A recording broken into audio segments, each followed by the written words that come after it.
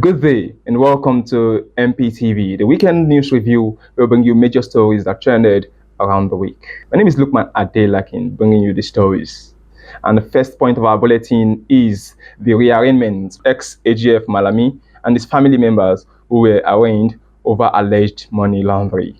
The Economic and Financial Crimes Commission has rearranged former Attorney General of the Federation, Abubakar Malami, alongside his wife, Ashabe Bashir, and son, Abdul Aziz, over alleged money laundering. The defendants were rearranged on Friday before Justice Joyce Abdul Malik for Federal High Court in Abuja, following the reassignment of the case to a new trial judge.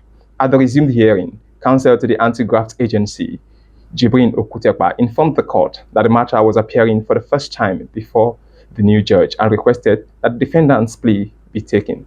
Further proceedings in the case are expected as the court continues hearing on the allegations. The Nigerian Senate has urged President Bola Tinubu to sack the Registrar General of the Corporate Affairs Commission, CAC, Hussaini Ishaq Magaji, over alleged refusal to honor invitations from lawmakers. The decision followed a budget defense session where members of the Senate Committee on Finance expressed frustration that the CAC boss failed to personally appear before the panel, reportedly sending representatives instead. Lawmakers described the action as a disregard for the National Assembly's constitutional oversight responsibilities. Some senators warned that continued non-compliance could lead to tougher measures, including withholding approval of the Commission's budget. The Senate resolved to formally communicate its position to the President, who has the constitutional authority to appoint or remove the CAC Registrar General. The Independent National Electoral Commission, INEC, has announced a new timetable for the 2027 general elections, rescheduling the presidential and National Assembly polls to January 16th. The Commission said the adjustment is part of efforts to streamlining the electoral calendar and ensure better logistics. The Commission said the adjustment is part of efforts to streamline the electoral calendar and ensure better logistics, voter participation, and compliance with constitutional timelines. Governorship and state houses of assembly elections are expected to follow in the line with the revised schedule. INEC assured political parties, candidates, and voters that detailed guidelines and timelines for party primaries, campaigns, and other activities will be released accordingly. The Commission reiterated its commitment to conducting credible, transparent, and well-coordinated elections nationwide. The All Progressives Congress has denied any involvement in the recent violence recorded in Edo State, instead accusing leaders of the African Democratic Congress for instigating unrest. In a statement issued by its spokesperson, the APC described allegations like linking the party to the disturbances as baseless and politically motivated. The ruling party maintained that it remains committed to peaceful political engagement and democratic process. The APC further called on security agencies to thoroughly investigate the incidents and ensure that those responsible are brought to justice, stressing that violence has no place in Nigeria's electoral and political space. At least 6 worshippers have been killed following an attack by suspected Lakurawa terrorists on a mosque in Kebbi State. The gunmen reportedly stormed the mosque during prayers, opening fire on congregants and causing panic within the community. Several others were said to have sustained injuries in the assault. Security operatives have since been deployed to the area to restore calm and track down the perpetrators. Authorities say investigations are ongoing, while community leaders have called for increased security presence to prevent further attacks. The incident adds to growing security concerns in parts of northern Nigeria, with residents urging government and security agencies to intensify efforts to protect lives and property. The Benue State House of Assembly has held a public hearing on a bill aimed at providing a legal framework for mainstreaming climate change actions in the state. The proposed legislation seeks to establish a structured carbon budgeting system and create a Benue State Council on Climate Change to strengthen environmental governance.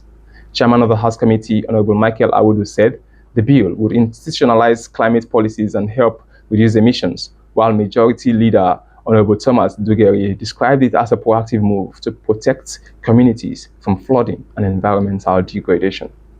The Commissioner for Water Resources, Odo Ogu, also backed the initiative, stressing the impact of climate change on agriculture and water supply. The bill is expected to move closer to passage following contributions from stakeholders at the hearing. Also in Benue State, the government is reportedly considering plans to rehabilitate about 400 alleged repentant bandits into the society, a move that sparked widespread public debates. The individuals are said to have been involved in past violent attacks across communities in the state. Instead of full prosecution, authorities are said to be exploring structured reintegration as part of border peace security efforts. The development has drawn mixed reactions, while some Nigerians question the implications for justice and accountability, especially for victims and security personnel who have made sacrifices.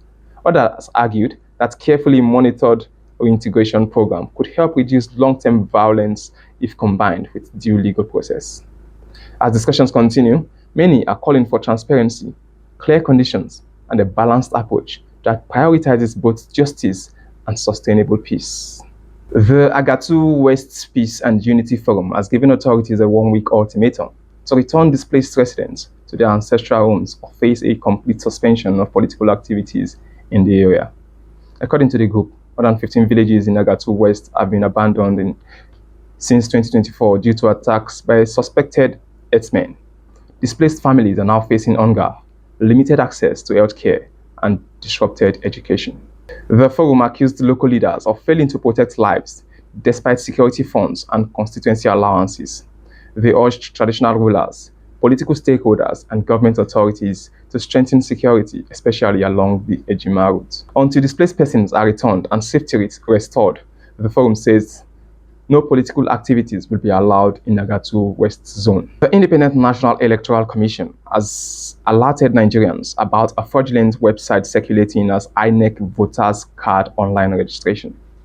The commission confirmed it did not authorize the link.